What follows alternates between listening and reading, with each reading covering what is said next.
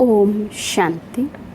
22 सितंबर 2022 बाबा के आज के महावाक्य हैं। बाबा समझाते, मीठे बच्चे, जितना समय मिले सच्ची कमाई करो, चलते फिरते कर्म करते बाप की याद में रहना ही सच्ची कमाई का आधार है। इसमें कोई तकलीफ़ नहीं। तो बाबा कहते जितना हमें समय मिले ये सच्ची कमाई करनी है। सच्ची कमाई है बाबा की याद में। इसलिए बाबा ऑर्डर करते हैं, फरमान करते हैं, श्रीमत देते हैं कि चलते फिरते कर्म करते हुए भी हमें बाबा की याद में रहना है। बहुत सहज है। बाबा कहते कोई भी तकलीफ़ की बात इसमें नहीं है। प्रश्न है, जिन बच्चों में ज्ञान की प्रकाष्ठा होगी उनकी निशानी सुनाओ। बाबा समझाते, जिनमें ज्ञान की प्रकाष्ठा होगी उनके सब कर्म इंद्रियां शीतल हो जाएंगी, चंचलता समाप्त हो जाएगी, अवस्था एक रस हो जाएगी, मैनर्स सुधरते जाएंगे। जिनमें ज्ञान की धारणा होती जाएगी, ज्ञान को समझते जाएंगे, बाबा कहते हैं उनकी कर्म इंद्रियां शीतल हो जाएगी, अर्थात चंचलता समाप्त हो जाएंगी, कर्म इंद्रियां ऑर्डर प्रमाण कार्य करेंगी, अवस्था एक रस होगी और मैनर्स बहुत अच्छे होते जाएंगे, सुधरते जाएंगे, दैवी गुण आते जाएंगे। दूसरा प्रश्न है, शिव बाबा की याद बुद्धि में यथार्थ नहीं है तो रिज़ल्ट क्या होगी।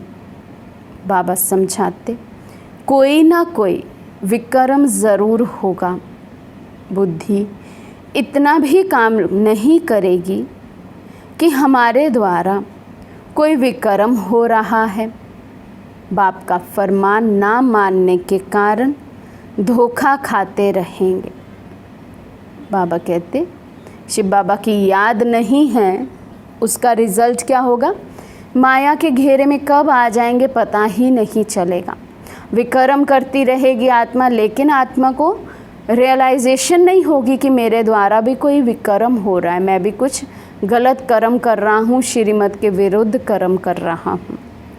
गीत है, आखिर वे दिन आया आज। ओम शांति। बच्चों को खातरी हो गई है कि बेहद का बाप आया हुआ है। श्री कृष्ण को बेहद का बाप नहीं कहेंगे। ये गीत तो यहाँ के नाटक वालों ने बनाए हुए हैं। महाराजा अधिराज श्री कृष्ण के लिए कहते हैं। बाप कहते हैं मैं तो नहीं बनता हूँ, तुम बच्चों को बनाता हूँ। तो इन गीतों से भी कुछ ना कुछ अच्छा अर्थ निकलता है।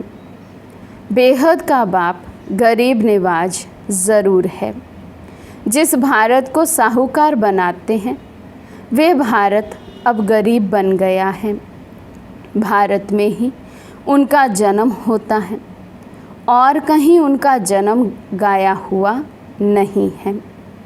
भले पूजा करते हैं, कोई भी नेशन में ये चित्र है, परंतु जन्म तो यहाँ होता है ना। जैसे क्राइस्ट का जन्म और कोई जगह है, परंतु चित्र तो यहाँ भी है ना। तो भारत को गॉड फादर का बर्थ प्लेस कहेंगे। मनुष्य तो कुछ समझते नहीं, वे तो ईश्वर को सर्वव्यापी कह देते हैं। आगे तुमको भी पता नहीं था, अभी जानते हो कि भारत पतित पावन परम पिता परमात्मा का बर्थ प्लेस है। मनुष्य तो समझते हैं कि परमात्मा तो जन्म मरण से न्यारा है। हाँ, मरण से बेशक न्यारा है, क्योंकि उनका अपना शरीर तो है नहीं, बाकी जन्म तो होता है ना। बाप कहते हैं मैं आया हूँ, मेरा दिव्य जन्म है। और मनुष्य तो गर्भ में प्रवेश कर फिर छोटे से बड़े बनते हैं। मैं ऐसा नहीं बनता हूँ। तो अवतरण को भी बाबा दिव्य जन्म कह रहे हैं, लेकिन बाबा कहते क्योंकि मैं अपना शरीर धारण नहीं करता हूँ, गर्भ में नहीं आता हूँ, इसलिए मरण से तो मैं न्यारा हूँ ही। हाँ, कृष्ण माँ के गर्भ में जाते हैं, छोटे से बड़ा बनते हैं। हर एक आत्मा अपनी माँ के गर्भ में प्रवेश कर जन्म लेती है। ये मनुष्य मात्र की बात है। मनुष्य ही कंगाल, मनुष्य ही सिरताज बनते हैं। भारत सतयुग आदि में डबल सिरताज था। पवित्रता की निशानी रहती है। पवित्रता का ताज और रतन जड़ित ताज था ना। पवित्रता गुम हो जाने के बाद सिर्फ एक ताज रहता है। विश्व का मालिक थे, फिर पुनर्जन्म लेते लेते एक ताज गुम हो गया, फिर सिंगल ताज वाले बने। ये ज्ञान की बातें हैं। पूज्य से पुजारी बनने के कारण एक ताज गुम हो जाता है।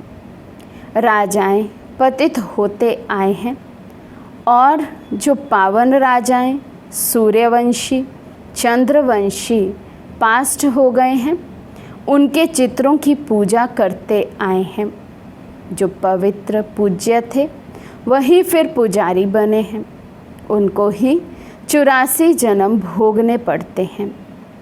जो भारत कल पूज्य था सो अब पुजारी बना है।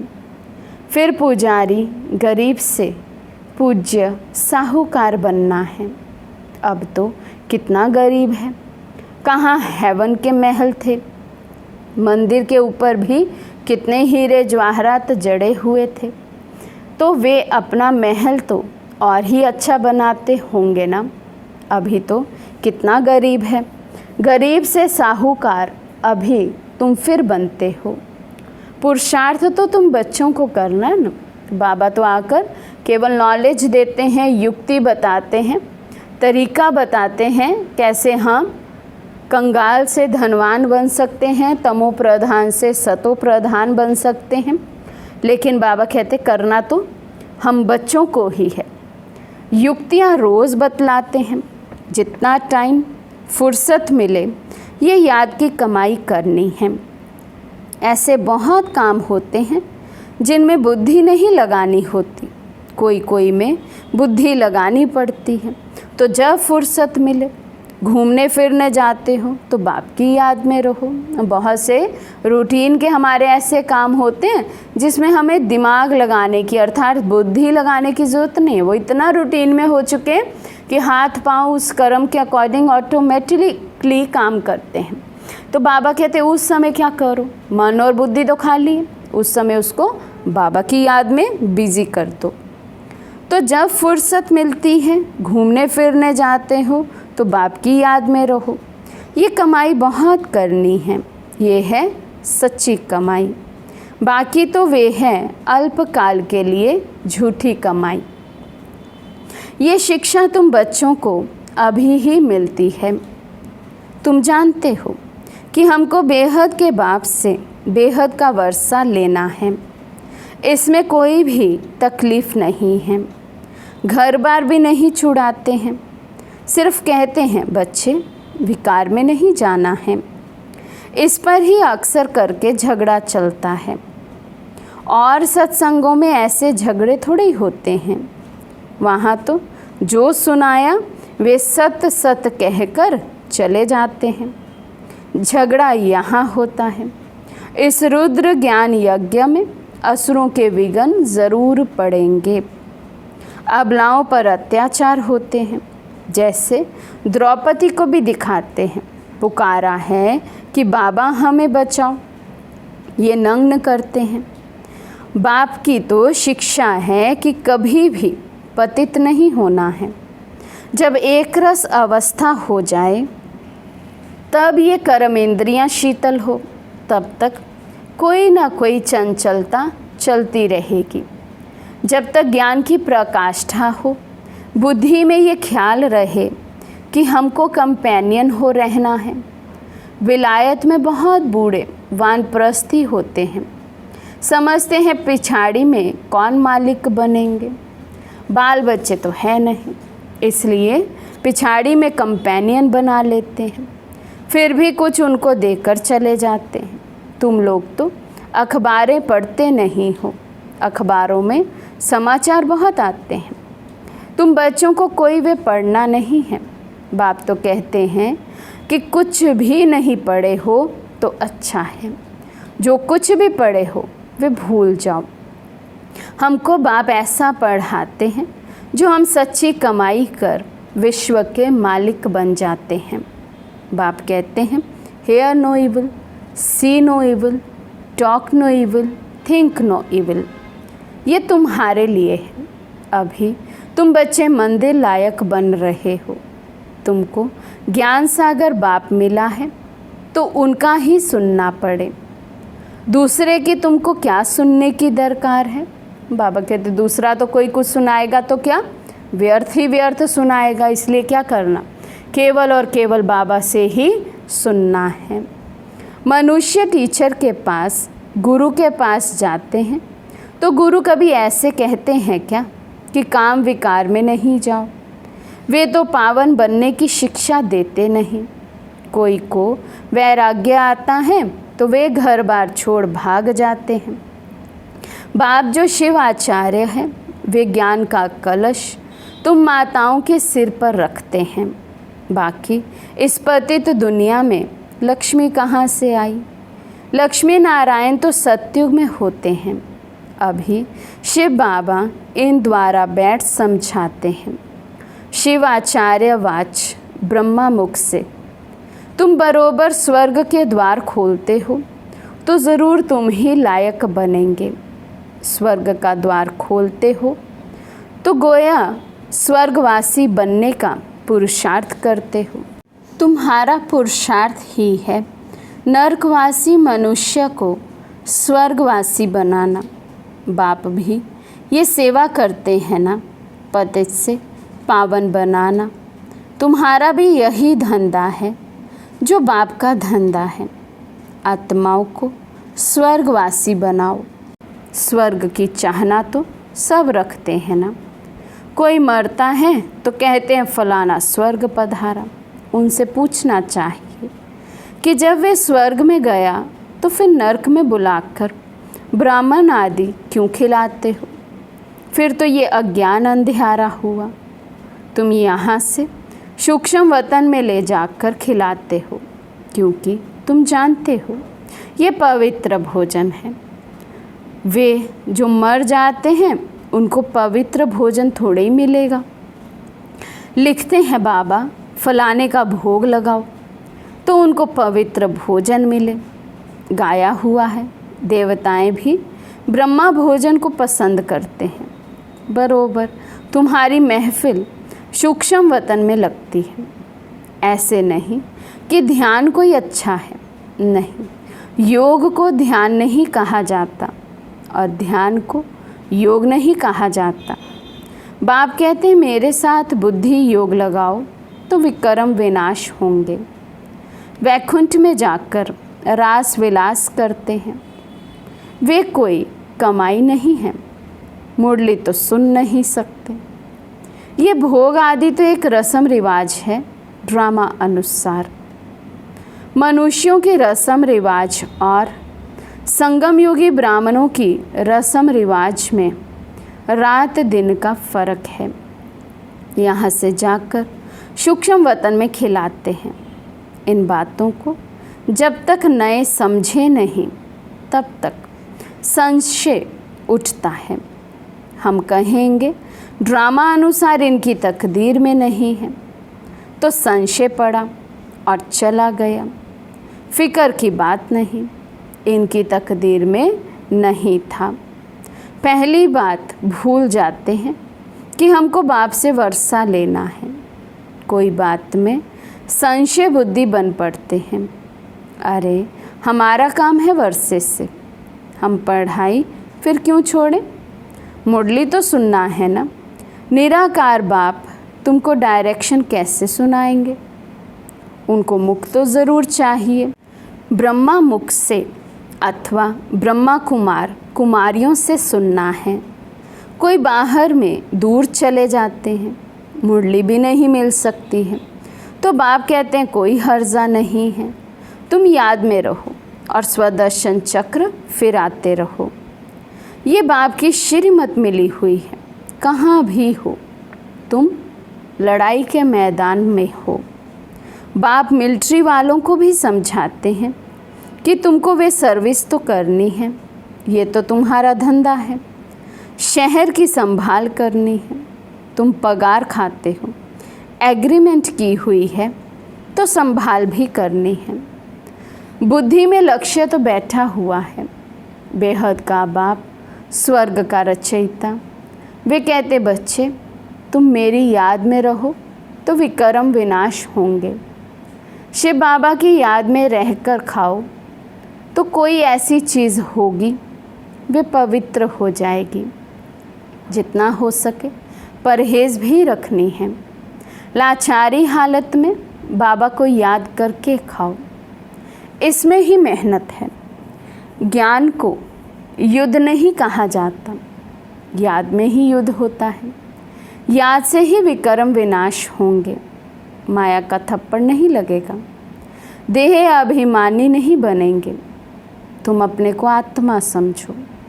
तुम शरीर को याद करते रहते हो, आत्मा को भूल गए हो।